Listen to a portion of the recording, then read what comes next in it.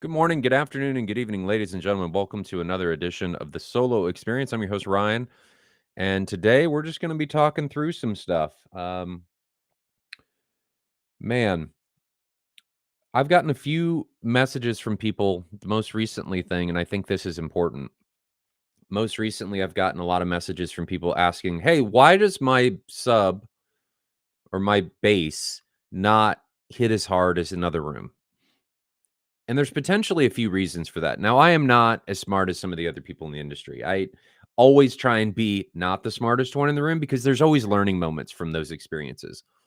But to me, in a lot of those cases, what you're running into is issues with placement, issues with modes because of your placement, not the sub's placement, or both. I mean, you could fix it using either. Um, People throwing too many filters at a problem, trying to boost out of nulls. And what that comes back to is everybody wants to focus on the frequency domain. Everybody wants to focus on REW, what it pops up with the main screen. Hey, frequency response. That'll fix my problems. And that's not what's going to fix the majority of your problems.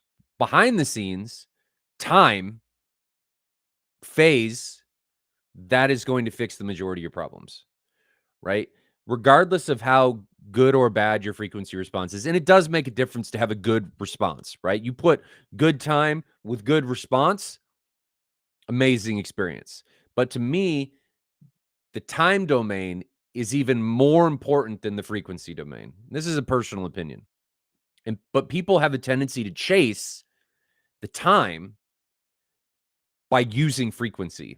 And what I mean by that is they will try and boost out of issues saying, oh, I'm not getting the tactile feel I want. Let me try and increase the volume at that particular frequency or increase the volume altogether. And that leads to a bloated, boomy, and just lackluster experience. If you fix time, in a lot of situations, you will fix your issue. The thing that came up yesterday, I don't mean to pick on this person, and I'm not picking on him. Just use it as an example. I'm not picking on him. What I mean, that particular example was I went to a demo. I went to a dealer's demo. They were using Theory audio subwoofers. They were mixing a 12 and 15, both ported. That's right off the bat not a great idea. But what he said was, I got way more tactile feel out of that experience than I do at home.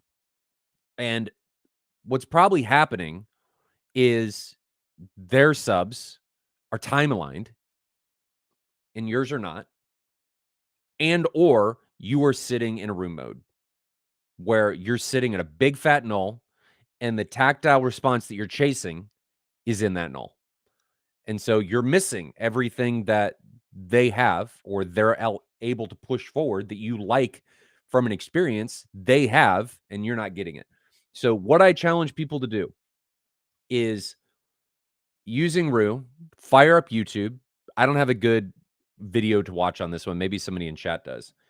But fire up YouTube, find a video that explains how to use the REW phase tool and phase align your subs and see if you have a better experience. And then phase align your subs with your mains, because that's another thing that people don't really get into is aligning the subs with the mains. If I'm going in for a handshake and the guy's hand is way over here and I miss it, that's not going to be a great experience. You got to make sure that things line up so they couple and they join and they form a nice smooth line.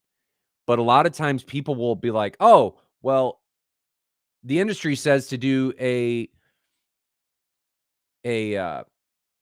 crossover at 80 hertz. So that's what I'm going to do." Well, 80 hertz is not necessarily the best crossover. And your subs and your speakers may not be in time alignment together. So you have to use, it's a balancing act of moving the crossover frequency and also playing with the time alignment of your mains and your subs. And I want to challenge people, instead of focusing on the frequency, instead of, hey, I'm going to fix all of this stuff by putting in filters. I want you to try and fix it using time and see if you get an overall better experience fixing things with time and then come back and address frequency. Now, word of warning, when you apply filters, you can affect time because you can affect the phase of a sub. So you may need to come back and address it, but by fixing time overall and getting the subs aligned together and the subs aligned with the mains, I think everybody's going to have a much, much better experience. So let's jump into chat. If you guys have questions, happy to answer them. Chest slam is between 250 and 50 hertz. 250, no. 250, you're getting into even your female vocal. Your chest slam is really happening at somewhere between 60 and maybe 100 hertz. It's much lower, in my opinion, than people think. And people think that, oh, the male and the female vocal is way higher, and it's not. The vocals exist between like 100, 150 and say 400, 300 hertz. That's where the majority of your vocal range is going to be. A lot of the stuff that we listen to, a lot of the energy that we encounter in rooms is a lot lower than people think it is. A lot lower. That chest, like, pow, lower than you think. At least in my experience. Paul Travasino, saw you lent the Christie to other Ryan. I don't know how he's going to go back after the LS 12,000 now. That, yes. I think he's in a bit of trouble. But Ryan is really good about doing what makes sense and not doing necessarily what. Let me take this gum out. Uh-oh, it's on the floor. That's bad. Hold on. There we go. Didn't want the gum to end up on the floor and me step on it. Anyway, there we go. He's really good about separating what is the best and what he really wants to do. So he's happy with the LS 12,000. What he sent me, though, was that his daughter saw it, and his daughter's first comment was, "This is so stupidly awesome." And it's a different experience when you go from watching at 50 to 75 nits. I don't even know if he's hitting that, to being able to pull 150 to 200 nits at that large of a screen. And he could go brighter, but the thing to remember about larger and larger screens is when, especially on projection, when you have that reflected light back to you, 300 nits on a larger screen, if I'm getting an average of 300 nits over the entire screen, that's a lot more reflected light than 300 nits on a 65-inch screen. So you've got to draw it's a balancing act over brightness and burning your retinas. Now, I watch at 300 nits in my room, and it's stupid bright, just insanely bright. But I love it. That's really what I like. Jonathan watches at like 500 nits on his QL3000 in his room.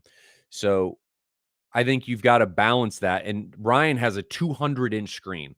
So 300 nits reflected light may light his room on fire. It wouldn't do that.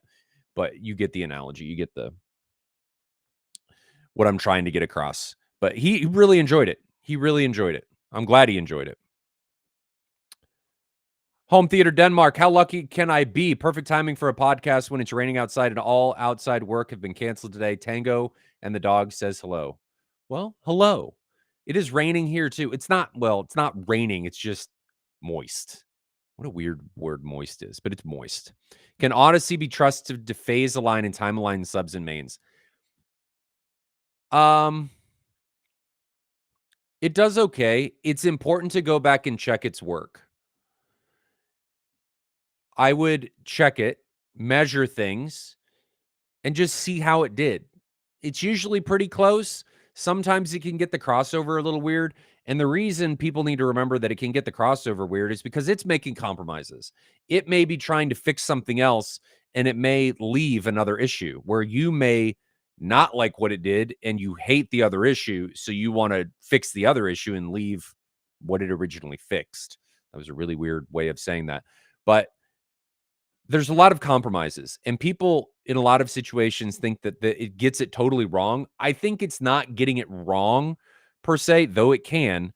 A lot of times it's getting it right in what it's looking at and what it thinks is right may not what what you think is right, or be the thing that you wanted corrected. So Odyssey is just using a bunch of algorithms like a lot of these room EQ, auto EQ pieces of software, and it does okay, but I encourage you, regardless of what the auto EQ you're using is, even if it's direct live bass control, art, optimizer, waveforming, go back and check it. All the pro guys, the guys that I really trust, like Mac Trinkline and Adam Peltz, for example, they go back and check their work. And then they will even tweak what the auto EQ did. It is not gospel what the computer says. You may like or prefer a non-flat line. You may like and prefer deviating from even what Dirac and Optimizer told you is correct. So it depends. It depends. Mr. Dunamis 24. I currently have a crossover at 120 hertz and have time aligned my sub to the mains. If I change the crossover to 100 hertz, I would need to time align the subs again. Maybe. You may find that deviating a little bit changes. But probably not. But you may need to mess with it. You may need to mess with it. Is there a reason why you're thinking of changing your crossover down? Are you thinking about changing it to fix maybe another issue, or seeing if you can get a smoother transition? 120 is high, but my surrounds are all at 120, so I don't think it's too high. Especially if that's what your speakers prefer. What speakers do you have? And what subs do you have? There's a good article on Audioholics about Chest Slam with tests and the explanation. All right, I'll have to give that a read. I guess I'm not saying that all Chest Slam exists at a certain frequency. I'm saying the Chest Slam that most people note, which is like your kick drum, your gunshots and stuff, most of those are existing in 60 to 100 hertz, in my opinion. I'll have to, but Gene is very smart and James is very smart. They're smarter than me. So I will go read that or try and find it. And if I am corrected, I will share it with you later this week and be like, I was wrong. Tiki Time, what is the reason you went with a 16:9 ratio screen compared to a 2.35? I'm thinking of going with a 2.35 with a 12-foot wide screen and a 15-foot wide room. Okay, a couple reasons for this. Number one, it's because there's an Envy. It's the MadVR Experience Center. The Envy fixes all kinds of things, and it exacerbates my laziness because I don't have to think about anything. It does it for me. So if I'm on a 16:9 screen and the projector is lighting that up, the Griffin is 17:9. So I'm wasting some light off the sides, left and right, but I'm fitting top to bottom. Ideally, I'd want 2.0, but I couldn't quite get there because of the room. The space for the screen just happened to be perfect 16:9. The Envy does a lot of things and exacerbates my laziness. So it'll take 235 content and enlarge it so it fills more of the 16:9 screen using a combination of cropping and nonlinear stretch. That may sound weird, but once you get used to it, there's no going back because you feel like everything is too small when you lose what nonlinear stretch is doing. Even though it's cropping and stretching, it doesn't matter because I'm dumb and I don't realize what it's doing. If I pause it and I put a non-manipulated image up, I can probably find what's going on. And sometimes I can, depending on the scene. But the benefit far outweighs the compromise. So I'm using Envy, and it is manipulating the image to fill the screen. I don't have to do lens shifting. I don't have to do zooming. I don't have to do anything. Envy does everything for me. So the other reason is, again, I'm lazy. And I didn't want to design a front to the room. So the screen is the room. It's the front wall to wall, floor to ceiling. Didn't want to mess with acoustics. Didn't want to mess with like designing and making a complicated front wall. So I surmised, what if I just did the whole wall, the screen, and if I thought it was too big, I would just use acoustically transparent masking panels and be done. That would be my wall. Well, it turns out that I didn't even need the acoustically transparent masking panels because the floor-to-ceiling wall-to-wall screen is amazing, and I don't have to deal with it. So my recommendation to people, if you have the budget to make it happen, is you go as big of a screen as you can. Now, you got to figure out, Jonathan hates feet in the screen. He doesn't like seeing my footsies in the screen. So you go as big as you can with whatever's getting in the way of line of sight. Maybe you have a second row, so that becomes a problem. But my point is, you go as big as you can. And then if budget allows it, you do a MadVR Core or MadVR Pro or MadVR Extreme and let it fix everything. So now, not only is MadVR going to fix things, and this isn't an ad for MadVR, this is just where we went from this, because MadVR allows a lot of this to happen. Now, not only are you fixing nonlinear stretch, you don't have to deal with zoom, you don't have to deal with shift or refocusing or anything like that. So practice going as it changes and you're moving content. And what happens when it's multi-aspect ratio content. But now you're getting better tone mapping. You're able to game through it. So now you're able to game getting all of that HDMI stuff with the Mark IIIs come out and the Mark II cores. You're able to get sharpening algorithms. You're able to get motion AI. I watch fully at 4K 120. It never leaves 4K 120. Even if I wanted to watch native 24, well, I just do frame duplication, native 60 frame duplication, but I use motion AI and I'm running ultra smooth and there's no going back for me, but that's subjective. You don't have to watch like that. So you put a MadVR in there and then you're getting the best of both. You have a huge screen, but then you get everything else that comes with the MadVR and it's amazing. And then the MadVR stays with you even if you change displays. So big screen. The reason for the big screen is because I'm lazy and I have an envy. That's why. That's why. Roundabouts. Well, look who it is. I can't get enough of you guys. You know, I'm here making it happen, talking with all of you, making it work. I really enjoy this stuff. People say, oh, you're going to burn out. I like getting my day started with a morning stream with all of you guys. I just like it. It's fun. You know, I do not feel like I'm working. I love interacting with you. I had a conversation with somebody last night during the Chiefs game. I just enjoy it. I want to help you guys along your journeys. And I don't have all the answers. If I don't have the answers, I'll go seek them out. And I think that's the right thing to do. You don't make something up. You seek it out. Mr. Dunamis, I recently got new speakers that are capable of playing lower. Oh, this is the crossover question. Okay. Well, if you got new speakers, you need to do that again anyway, because phase is probably going to be different and you need to realign, and where they align best might be a little bit different. So I would redo that if you got new equipment. Equipment ever changes, reanalyze, redo it. Don't just say, well, it'll fit in there. You know, they have roughly the same response. It'll fit in. And it may be close. It may be perfect, but I would always reevaluate when you make a change like that. I learned that phase and time alignment is so important with the subwoofers. You're leaving so much on the table by not checking if you could be losing 20 dB at one frequency just because of being missed. Absolutely. Absolutely. Your subs and your mains may be fighting each other. You may have World War III breaking out invisibly in your room with the sound waves fighting each other because they're misaligned. And if you fix that, you may find that you don't need nearly as many filters as your people will and are applying to their calibrations. Less is more, people. Less is more. MW's giving me a hard time about the footsies in the screen. He says, wear white socks made of acoustically transparent material. What does the sock have to do with acoustically? Your foot is still in the sock. And it's just a big bag of meat. So what does the acoustically transparent sock do? Do you wear like flappy or loose fitting socks? I'm concerned about your sock wearing. Okay. Gain 1.0 socks, maybe.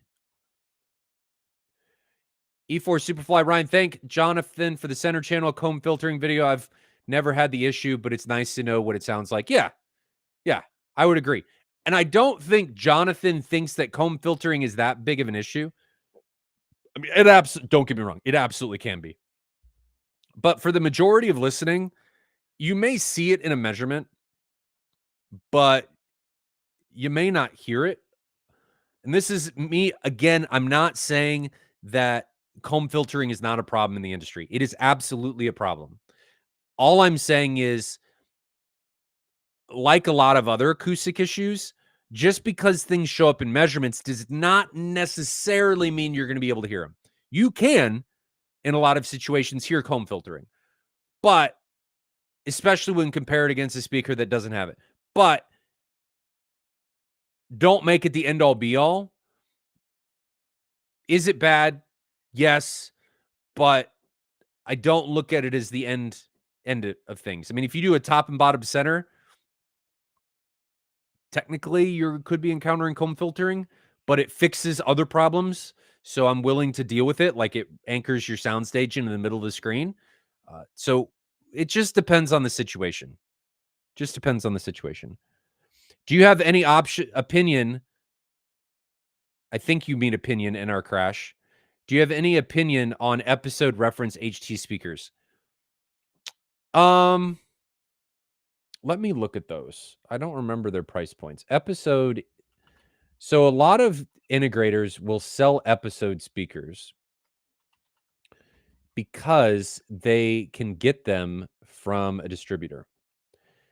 And in a lot of cases, episode is sold because they don't necessarily have access to other things. So let's look. So you're talking about episode reference HT. Well, let's go high to low.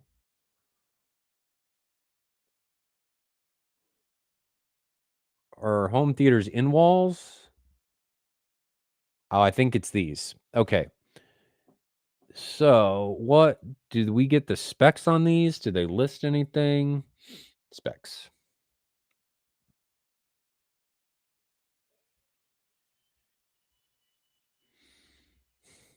So their MSRP is almost $2,400.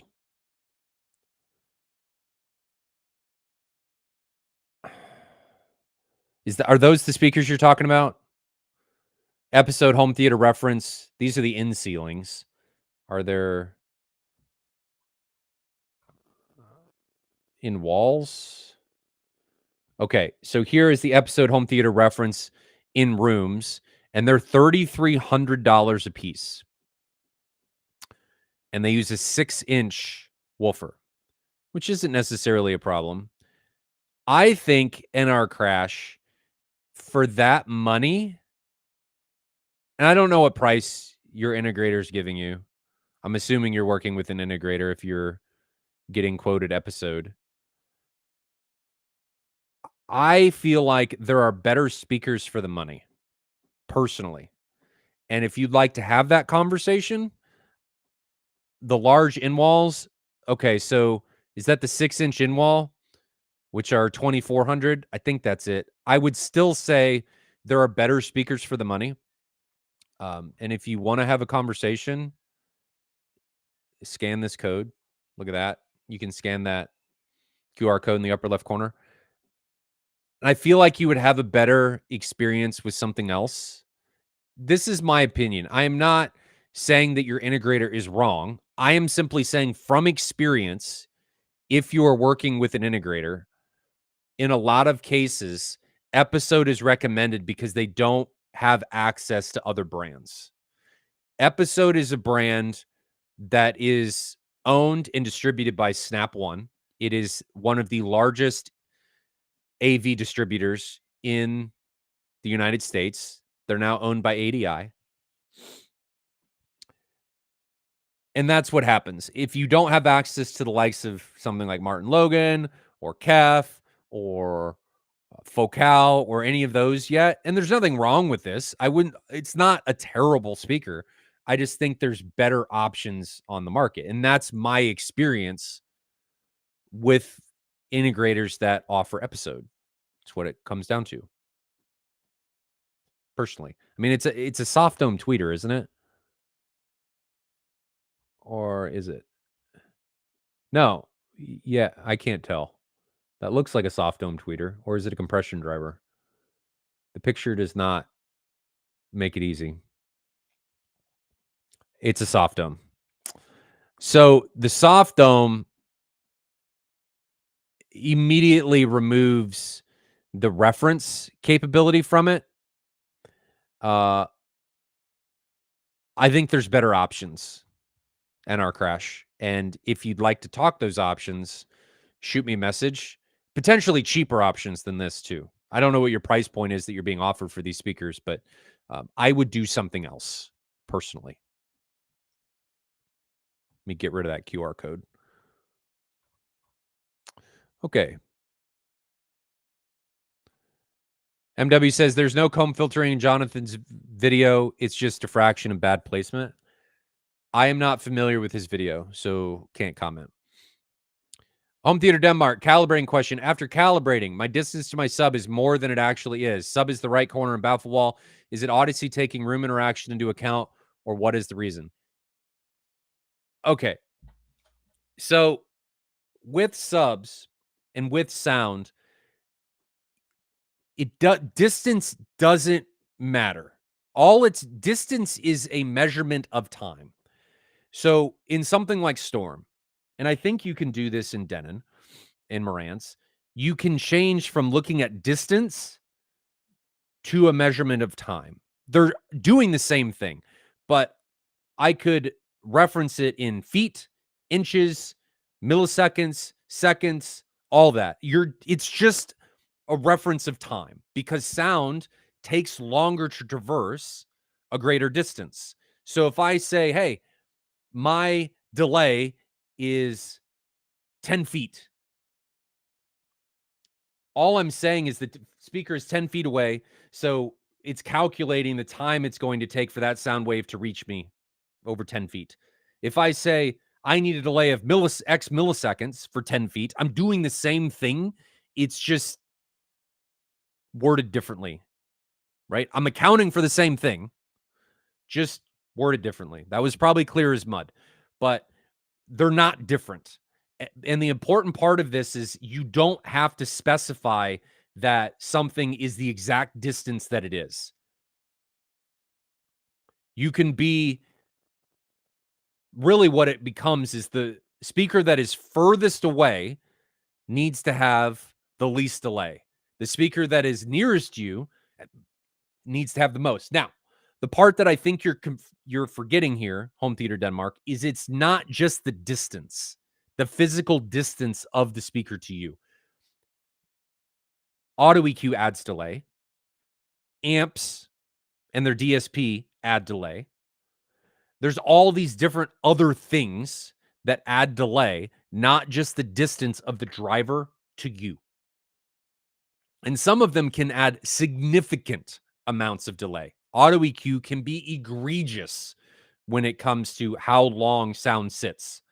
So depending on all of that, and then depending on DSP and stuff in the amplifier, what the amplifier is, all of that stuff, that can exacerbate. I like the word exacerbate evidently today. Exacerbate the distance that the auto EQ is allocating to a speaker or subwoofer. Those are all things that have to be considered. But again, the important part is remember that distance and time, you're doing the same thing. They're just worded different ways.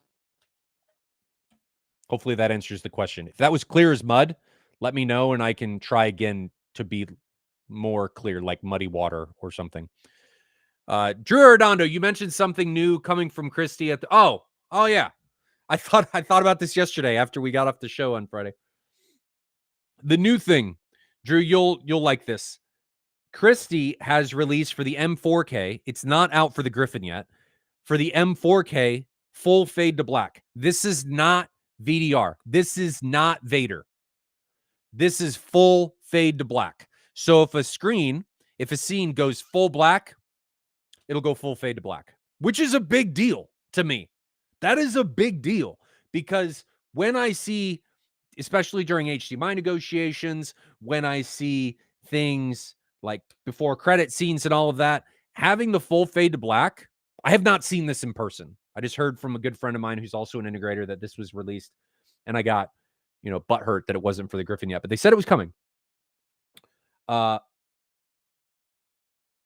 fade to black. That's what's coming. It is already out for the M4K. It is not out for the Griffin yet. It was a surprise thing, just came out. I'm super stoked about it because I think the more we can get on these projectors, the better they're going to be. They're already amazing. Christian Barco projectors represent, to me, the end. Like, that is the end of where you're trying to go. Being able to get 6,000, roughly, I'm at like 5,700 to 1, at 300 nits, native contrast, is ridiculous. And it's when Vader comes out, and if I get my modified lens, if we get that dialed, it's just going to get better. I cannot imagine a better experience on a 165-inch screen, 300 nits with 10,001 native contrast, with full fade to black, with VDR. I can't do it. And yes, you could say, oh, well, Ryan, a TV is going to be better. Yes, fidelically, a TV is better. However, as technology sits right now, you are not going to be able to send audio through a TV. And I need that. My room is primarily used for music, for 2-channel. And I need the anchoring in the middle. It bothers me. It's distracting if it's not now. I used to have a speaker that was below, and I had a center height, and I would compensate. I'm all about that compensation. But now, if it's not, I can very easily pick up on it. It's one of those, you don't know until you know. And now that I know, there's no not knowing it anymore. I'm stuck. So until they have a technology where audio can permissibly go through a TV, I'm not going to change. And having 300 nits, Vader, 10,001 native contrast, there is no recovering from that. There's just not. There's not. Not happening. So hopefully that happens. Hopefully that comes to fruition next year. And if it does, I'm already in my AV Nirvana. If that does, I might just die. That might be the end for me. My wife may come down. I'm watching something in the theater, and I just may be dead because of how amazing that would be. 10,001 to me is the sweet spot. Can you notice having more? Absolutely. But 10,001 native contrast in a projector, to me, that is good enough in almost every situation where I will not be upset if I'm at 10,001 as long as the ANSI is high enough. All right, off that soapbox. Home Theater Denmark says, totally get it. Glad you understand it. Sometimes I can not be very clear. So just want to make sure that is, that we're on the same page. Drew Ardondo says, NR Crash 1, be careful of what your integrator is recommending. It's not always in your best interest. They may have different motives, goals than you do. That's true. That is true. That is a big reason why I became an integrator. I became an integrator, and I think Drew is speaking from experience. Him and I have had a lot of conversations. I'm actually doing Drew's room. But Drew is very much in the driver's seat. I don't push anything. Drew is all about that, what he wants. I just want to make sure that he understands what he's getting so he can make his own decisions. But back to my point, I became an integrator because of the experiences that I had as an end user. And I just said, F this. I feel like I have the knowledge. I didn't at that point, right? I was a dum-dum. And I still am a dum-dum because I recognize that I have so much to learn. I have a lot of experiences, but there are a lot of people in this industry that are way smarter than me, and I lean on them to get the correct or more accurate information. There is no sense in trying to know everything. There is no sense in trying to reinvent the wheel when you can surround yourselves with others, with friends, with coworkers that you can lean on that have much greater expertise in something than you do. And instead of you having to fumble through it and try and get your customer through that, I'd just rather say, hey, let's get the information from these guys. And it's going to be better as a result. I got my silos, my lanes. There's a lot of lanes that exist outside of me. I mean, my lanes may be very narrow. You get what I'm trying to say. So I became an integrator because I didn't want people to have those experiences. And NR Crash, I am not saying that your integrator is doing anything mischievously. I'm simply saying from my experience with episode, that's usually what happens. And I don't think it's that they're doing anything bad. They just may not have access to anything else. And I don't know if that's even the case. I'm just surmising here. So they may not be doing anything mischievous. It may just be that it's all they can do. And that's okay. But in your best interest, unfortunately, your interests, and this is what Drew's trying to say, your interests and their interests are not necessarily one and the same. So it's important that you evaluate all of your options. Railer Swim. What do you recommend for 3D enthusiasts modern projection wise? I suppose I bought a Sony VW325ES when Sony announced they were end of lifing them in 2022, but what should I replace it with if it dies? So I am not a 3D enthusiast. I never have been. It's never been, oh my gosh, this is amazing. That's not been my experience with 3D. To me, it's distracting. However, I recognize that some people have the want and desire for 3D, and that is not wrong. We're all different. We're all culminations of our own life experiences. So you having what makes sense to you, I get it. I'm not the right person to ask for that. Because frankly, I don't know. I don't know what projectors are going to have the best experience. Chat may know. I know my Griffin can do amazing things with 3D, like amazing things with 3D, but it's in a different price bracket than the 325ES. So in that price bracket, I don't know. I've never used my Griffin for 3D. So I don't know. I'm not the right one to ask for that. Rather Swim. Unfortunately, I know that's not the answer you wanted, but I'm not that guy.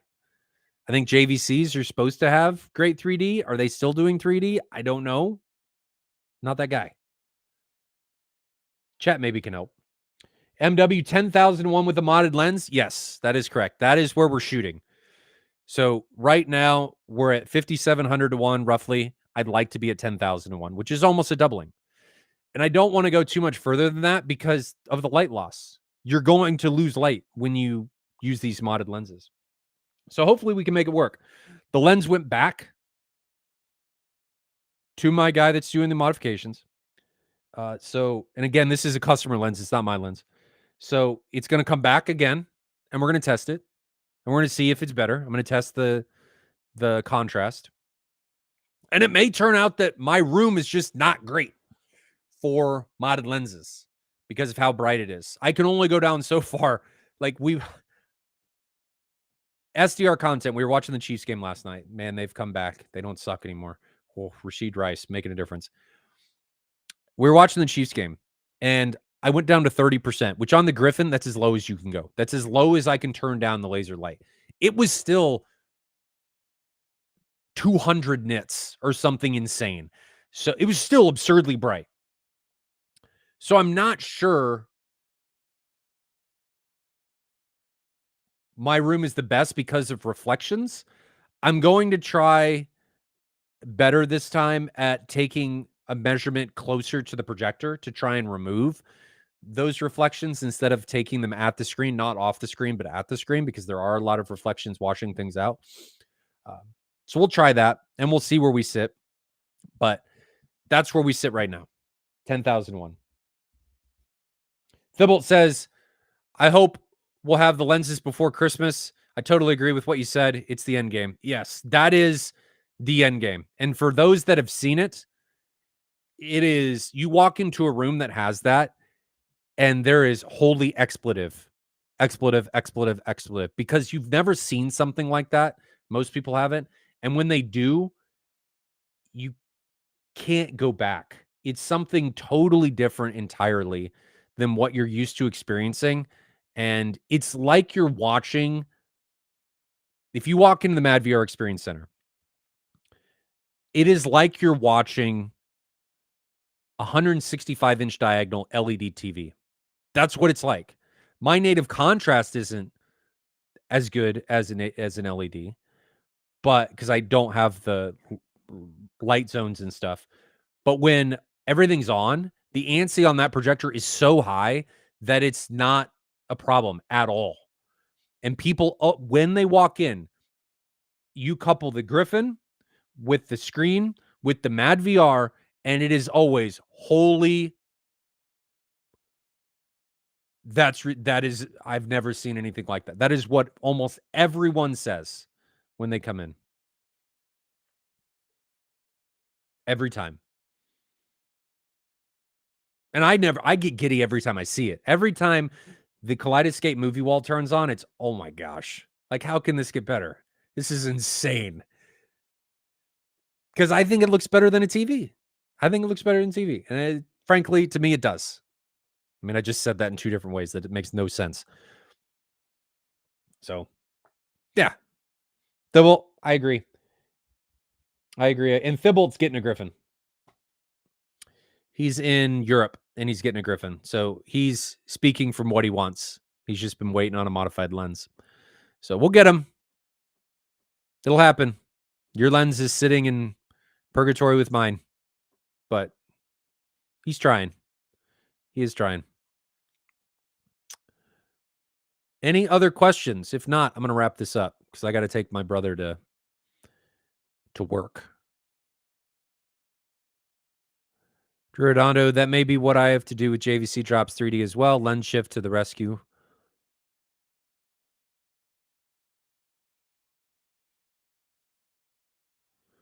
Oh, MW is talking about, so he's talking about the modified lenses. Yes. And that is absolutely something that you have to be careful of, where excess heat, if you go too high, you can actually start melting things in the lens, which is another reason why you don't want to go too high on the lens mods. If you go too high, bad things can and will happen eventually. So it's playing the dance and trying to figure out where you sit accordingly of what is good enough with the heat that is generated. In a lot of cases, somewhere around 10,001 is where you want to be. To me, I don't need any higher than that, especially when you couple variable dynamic range. There's just, I don't need any more than that. That's good enough. And I'll probably say in 2 years, man, what were we thinking that we thought this was good enough? Because technology's changing, but I'm ignorant at this point with what we have available in the market now. Because it's always this dance of, oh, how could it get any better? And it does get better. Oh, how could it get any better? And it does get better. And just, we keep having this cycle of happy where we are, things get better. Happy where we are, things get better. It's just how things are. And that's not going to change. Not going to change.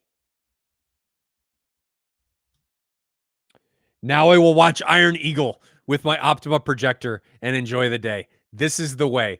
Iron Eagle, one of the best pieces of cinematic art ever created. And nothing in that sentence was remotely true. Iron Eagle is so bad.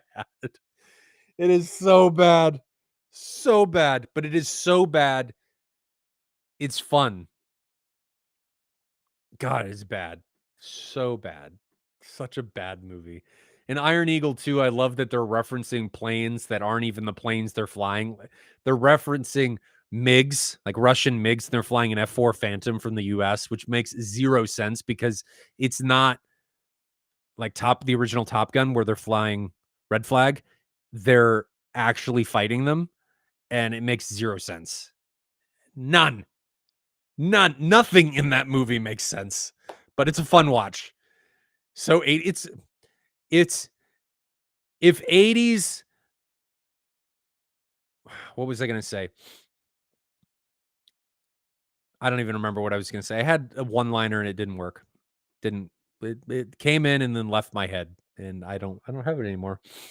So no more questions. We're just going to wrap it up here, and that's okay. We'll keep it short and sweet. No sense in dragging these out. When are we going to stream again? When are we going to do this again? Let's do Thursday. Let me get that on the schedule. So we'll do Thursday. Event. Stream. Got it. Delete that. So we'll stream Thursday, same time, 8 a.m. or 9 a.m. Not 9 a.m., you doofus. 8 a.m. Yeah. Okay. 8 a.m. on Thursday, the 30th, day before Halloween. So that's when we'll do it again. Let's salute Iron Eagle. Let's not. I'll just let Iron Eagle be its thing. Iron Eagle. Oh, man. What a train wreck. Can't look away. What a train wreck that is. All right. So we'll wrap it up here. We're going to stream on Thursday. We'll see you guys again then. If I asked you to reach out, do not feel like I am going to try and jam something down your throat. That is not me. I just want you to have a good experience, and I want to make sure that you're getting what makes sense to you. I am very low pressure. You don't even have to buy anything. I just want to answer all your questions and for you to have a good experience in the space. So if you need something, don't hesitate to reach out. I'll try and get you taken care of. And if I don't have an answer, I will reach out to my friends and colleagues that are a lot smarter than me, and we can get you taken care of. It's all about bringing people together to solve the world's problems. In this case, bringing the people together to solve our problems in AV. Make it happen. Makers of the Band of Brothers? I hope not, because maybe they filmed that in their garage. It was really bad. Okay, enough about Iron Eagle. So I will see you all on Thursday. Thanks for the stream. Thanks for coming to hang out. If you guys have any ideas for topics, leave them in the comments. I do try and respond to comments, though sometimes I don't get alerts, and then I feel like I'm being mean because I'm not responding to people. But if you got any ideas or suggestions for short topics that we could talk about, like we did today with time domain, let me know. And if you think I'm wrong, do not hesitate to issue a correction, because I am happy to go investigate and learn, because I want to gain the knowledge. I'm happy to share it, but I always want to make sure that I'm sharing the correct thing. And I think we all should be on our journeys to be better at our craft and be better at what we do. And that's part of it. So again, I will see you guys all 8 a.m. Central on October 30th. Hopefully you enjoyed the stream. Until then, I'll see you guys all